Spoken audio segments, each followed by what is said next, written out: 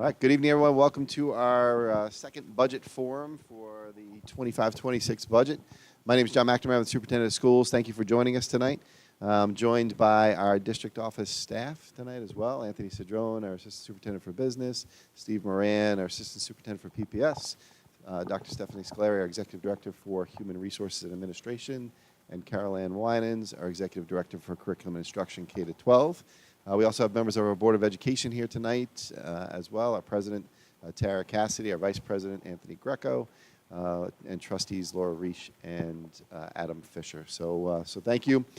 We are going to go through our budget and focus on personnel tonight. Last week we kind of gave, or 2 weeks ago I should say, gave a general overview of the budget. Tonight we'll focus on personnel, and then next week we're going to take a look at all of our capital projects that we have currently going on and that we have planned over the next couple of years. These are our goals for the budget, always to continue our outstanding programs. We're happy to report that this budget does exactly that. We have a number of new course offerings for students as well, and looking to continue to keep our class sizes down. I'll talk a little bit about that tonight, and then our capital improvement projects continue to support those. All positive financial news. We continue to have a really stable financial condition in the district. Good news in terms of our reserves. We talked a little bit about that last week. And good news from the Comptroller's Office in terms of our fiscal stress score. This is where we currently are with the budget. We're happy to report tonight that we are under the tax cap. We're just under the tax cap at 2.89%. You can see the $1.9 million increase in the tax levy, which, as I said, keeps us under that cap, and $2.9 million in terms of budget-to-budget increase. Some outstanding academic achievement. I'm going to have Carol Ann Winans just come up and give you a quick overview of some of the great things that we have going on in terms of our commencement level and some of the outstanding achievements that we've had over the past year. Hello, everybody. So we're going to start with the accomplishments of the class of 2024. So we had 67 AP Scholars, 50 AP Scholars with honor, 32 AP Scholars with distinction, 148 students received advanced placement AP recognition for their achievements. 89% of the class of 2024 completed at least one college level or advanced AP course. 67% of the students took at least one AP exam. The average AP exam score at Wantagh High School in 2024 was a 3.4. 6 students earned an AP capstone diploma, and a total of 700 AP exams were administered. 16% of students earned a Regents diploma with advanced designation with honors by successfully completing 8 Regents exams with a score of 90 or higher. Last year, Wantagh High School set a new record with 50% of students earning a Regents diploma with advanced designation after successfully completing 8 Regents exams.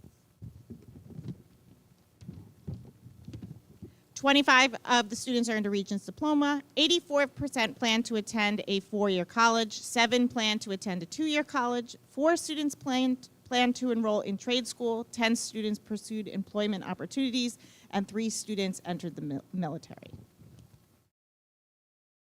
We are really excited to talk about some of the expansions of our program with the upcoming budget. So the elementary programs, we're going to expand our WIN services. This allows to provide the students, it stands for What I Need. So this is going to provide services in grade 3 from everything from tier 2 intervention all the way to enrichment. At the middle school, we're going to expand our learning experience and academic preparation class, which is also sometimes referred to as our life skills class. We're going to have another section of that. And then we're really excited about the high school electives. We're going to be entering year 3 of our Science Research Academy.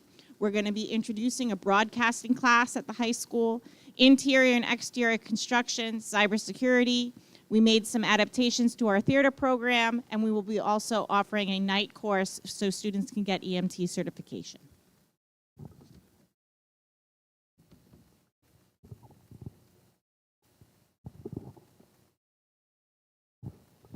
Thank you, Carol Ann. And as you can see, we are going to continue on with our UPK program, a program that's been really successful over the past 4 years now for us.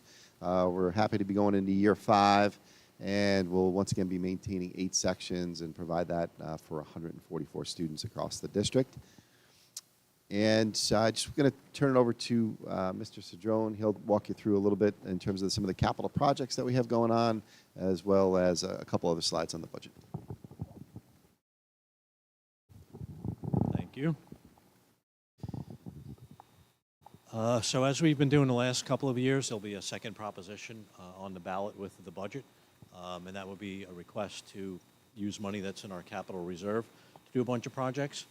That's what it'll look like on the ballot. That's written by the lawyers. This is what it is summarized. So it's $2.1 million. That money is already there. And the request would be to do a partial roof replacement at Wantagh Elementary School. Last year we did the partial roof over the general purpose room. This summer we would anticipate doing, I call it the main building, so the original building. Ceilings at Wantagh High School, security cameras and related network upgrades district-wide, and continue with some additional auditorium lighting upgrades. That would be the $2.1 million request from the capital reserve. In addition, in the budget, towards the very, very, very bottom, if you're looking at the actual codes, there's a line that says transfer to capital. That's budget money that gets moved over to the capital fund, and we typically do some projects out of that funding source as well.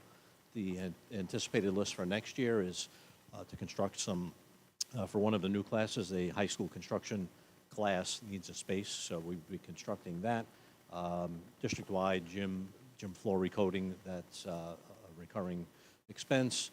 North gym, sand all the way down, recoat that. High school life skills classroom, district-wide flagpole replacement at all 5 schools. Teacher workspace up here at the high school, and then a handful of various other projects. So that's in the budget as well for $300,000. This slide we put up every year. Should probably clarify that because you made the point today that the insurance is not health insurance, notably absent from the slide this year. Usually it's the same items and we just change the dollar amounts. Health insurance this year at least leveled off, very minimal, and I mean like fraction of a penny kind of increases. So it's not on the slide because it wasn't a big driver. Special ed program in terms of some new programs and some out-of-placement costs. As a people business, salary increases, as you might imagine, is always a big driver. The retirement system for the employees' retirement system has an increase in the rate that the district contributes, so that's a $218,000 increase. That's liability, general liability insurance, that line continues to increase just because that's what the market is continuing to doing here as much as it is, you know, home and everywhere else you buy insurance that you might experience. Continuing along with other technology and cybersecurity upgrades and some minor transportation increases as well. State aid continues to be about 24-25% of the budget. Next year, we've estimated $22.8 million. We believe that that's a fair estimate based on the governor's budget.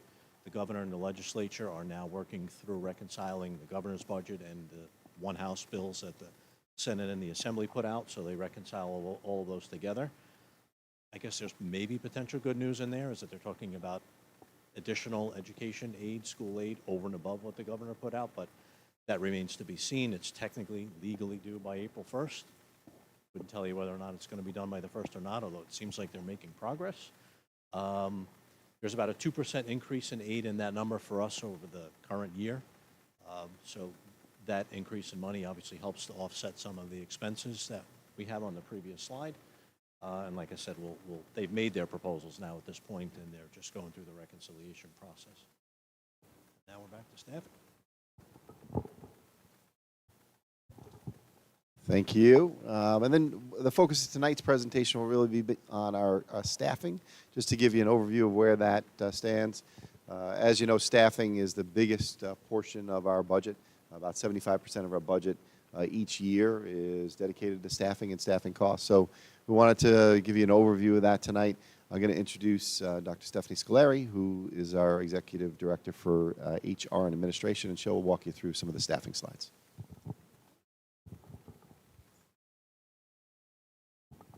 Good evening, everyone. So like Mr. McNamara said, staffing comprises of 75% of the whole total package.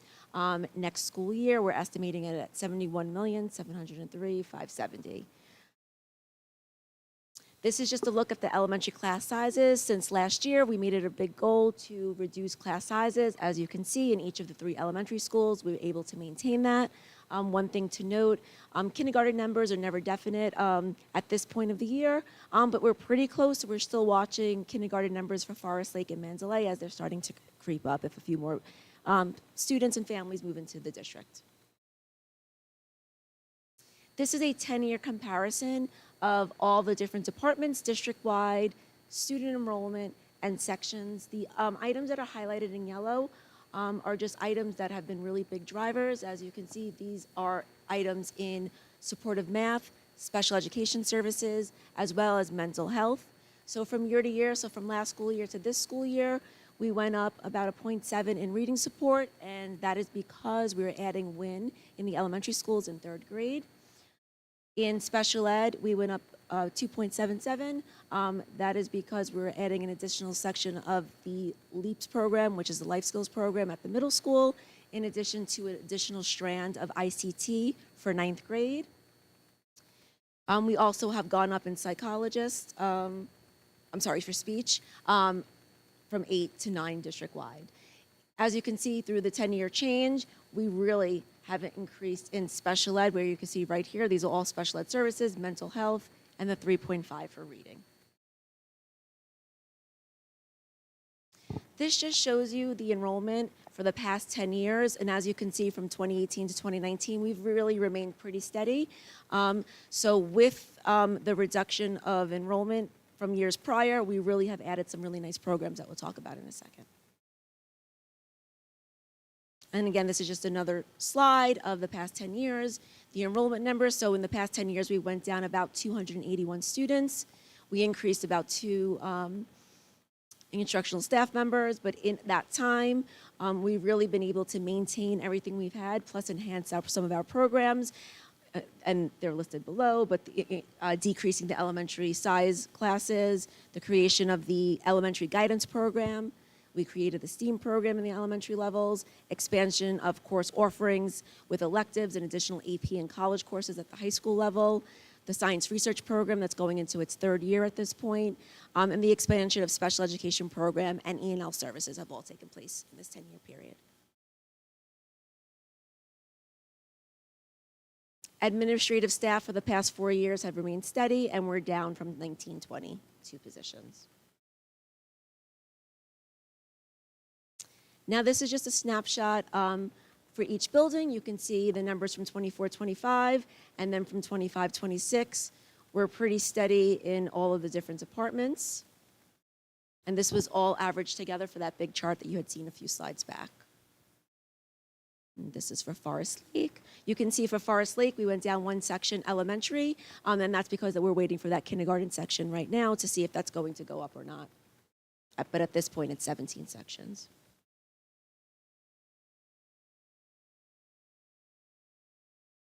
And in Wantagh Elementary School, it says that we went up 1 section, but we actually broke a section in September for kindergarten, so we're staying the same from September. So that was a situation where we had some entries late in the summer, and we had to increase a section in kindergarten.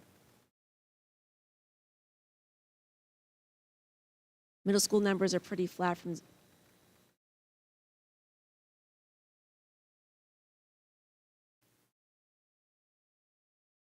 and high school, you can see where we went up in special ed, and that's for the additional 9th grade section.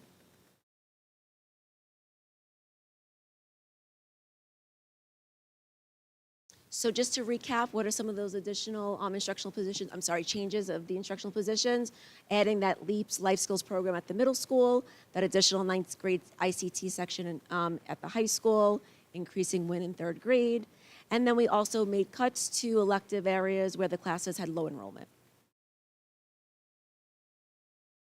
For our support staff, from 2024-25 to 25-26, we went up a few positions, and that's mainly in the special education area. So we went up about a half a person in OT-PT and about 3 positions in the AIDS category.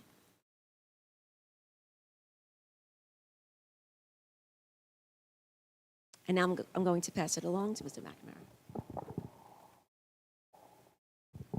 Thank you, Dr. Scolari. So just just to reiterate too, in terms of some of the staffing pieces, when you look at our overall enrollment on the one slide that Stephanie showed, you can really see we've been fairly stable in terms of enrollment, but really been able to add program without having significant impact to additional staffing, really kind of picking our spots. Also, in terms of mental health, we highlighted the whole guidance program that we've added at the elementary school during that time.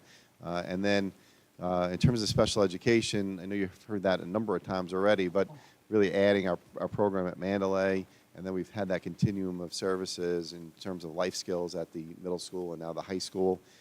So we've had additional program add, and that's a large number of students that would have been, we wouldn't have had in-district program available to them in years past. So we're really excited that we've been able to maintain a good number of students in district that years ago would have had to go to alternative programs outside of the Wantagh School District.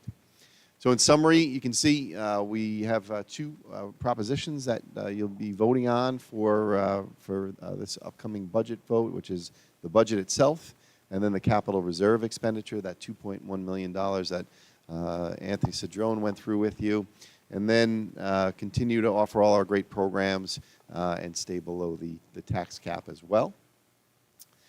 Thank you for those that registered for the focus groups. We had our first focus group this afternoon. We thank you for those that signed up to participate in those. Always nice to have those small group conversations. Once again, those are just virtual sessions with myself and Anthony Cedrone. We do a quick overview of the budget and then take any questions folks have. And then also the budget survey. The budget survey is still open until the end of this week. So please, if you have not filled that out, we've had a number of responses already, but we encourage people to continue to fill that out. All that feedback is shared with the Board of Education before we adopt the final budget next week. If you have anything of concern or anything that you want to share with us, please use that as a great format to do that as well. And all of the presentations, including tonight's, will be posted on the district website, along with the slides that go with that. All of the budget detail are located on our budget page as well, so please feel free to go through any of those documents. Any questions you have, feel free to reach out to us. We're happy to go through that with you. And our next forum will be next week, next Monday night. We'll go through some capital projects with you, and then we'll do one summary kind of wrap up right before we adopt the budget on April 3rd. We have one more meeting on April 2nd. That's our daytime meeting for those that it's more convenient to come during the day. That one we hold at the Wantagh Public Library, and that'll be 10 o'clock on April 2nd. And just a reminder, the budget vote is on May 20th. It'll be at all of our elementary schools, wherever you have traditionally voted. That's where it'll take place. And that'll take place from 7 a.m. to 9 p.m. The polls are open. And if anybody has any questions, we're happy to take them now as well. All right, seeing no questions, we'll wrap up. Thank you for attending tonight. We wish everyone a good night.